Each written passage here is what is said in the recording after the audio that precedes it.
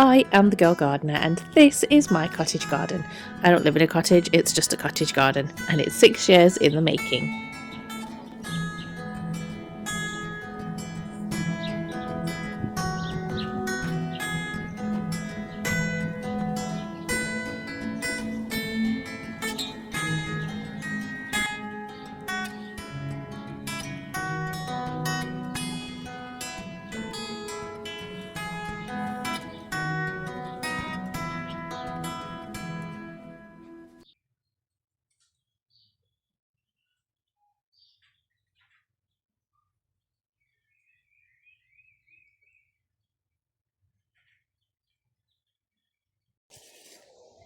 Continuing on with the evolution of my little Belfast sink pond, I wanted to make some improvements to the surrounding area. A couple of seasons ago, I was gifted this beautiful hydrangea. It's called Deep Purple Dance by a company called Gardener's Dream UK. However, the courier company that was supposed to be delivering it to me kept it for around a week, and so as you can imagine, it was kept sealed up in a cardboard box for around a week, and it wasn't doing so good when it arrived. I took the time to nurse it back to health, and I mean, honestly, I didn't have to do a great deal because hydrangeas are quite hardy, and I have been told that they are difficult to kill. But anyway, I did have to nurse it back to health, and now it's ready to be planted up, so I decided to plant it here.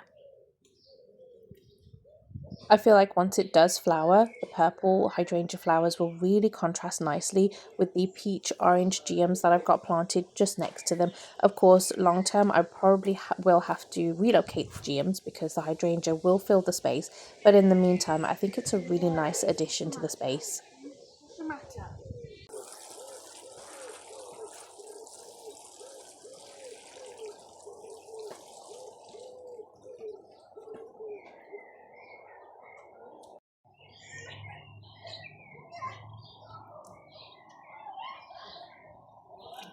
I've also planted up 2 aubrecias, a pink and a purple, which in time I hope will fill up the space and cascade over the side of this planter that Mr. Girl Gardener built for me.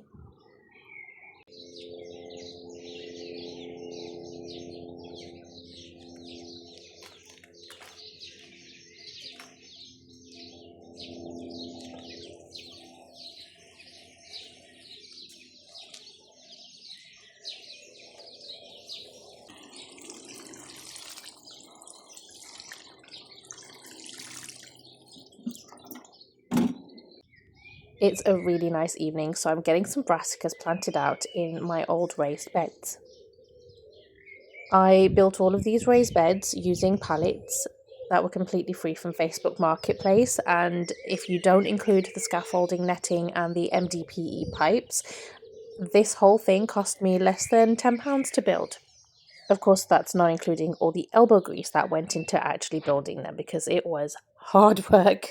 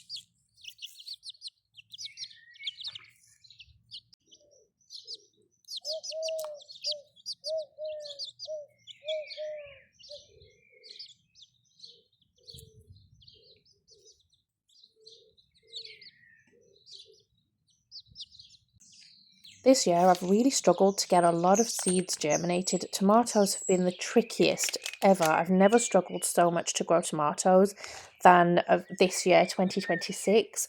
I found that melons were pretty difficult as well. They grew but died. They were quite tricky. And brassicas were another thing that I've really struggled with.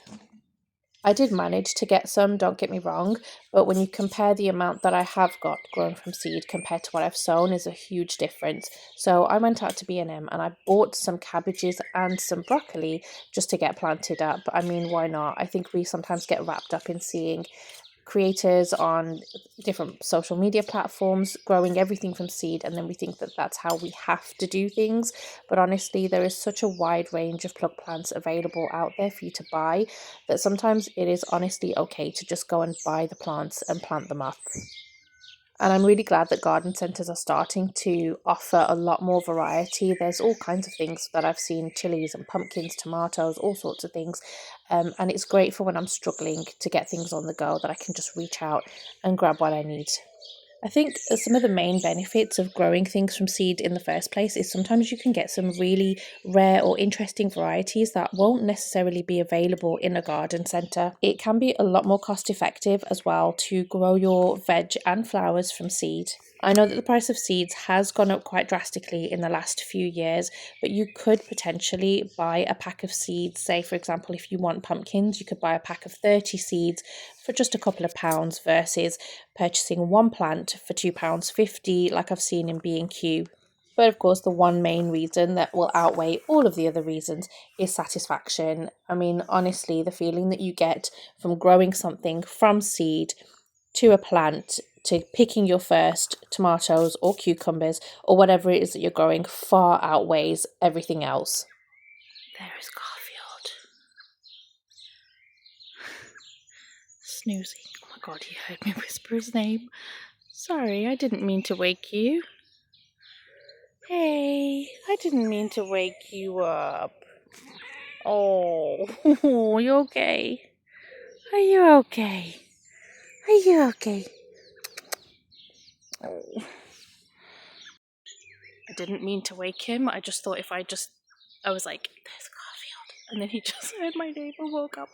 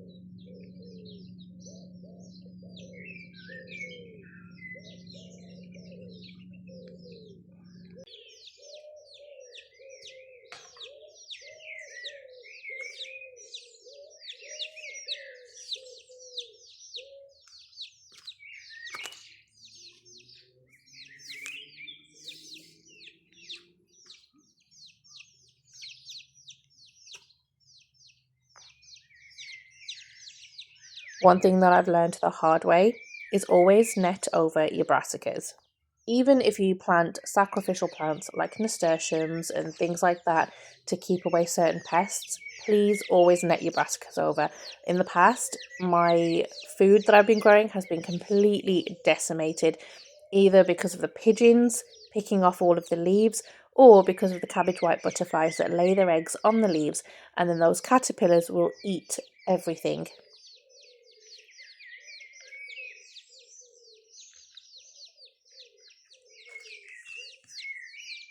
The netting that I use, which I think I just briefly touched on just earlier on in the video, is scaffolding netting. This is not a sponsored post or anything like that, but it's scaffolding netting from a company called Scaffolding Direct.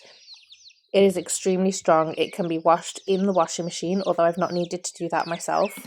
And I've been using the same pieces for a few years now. I'm calling it a day. A bird has just pooped on my hat from the tree right above me here. I heard it, just something plop onto my hat, and then I smelled it. So that's gross. So I'm just going to call it a day. I'm going to go inside. That job is done. And I want to go clean my hat.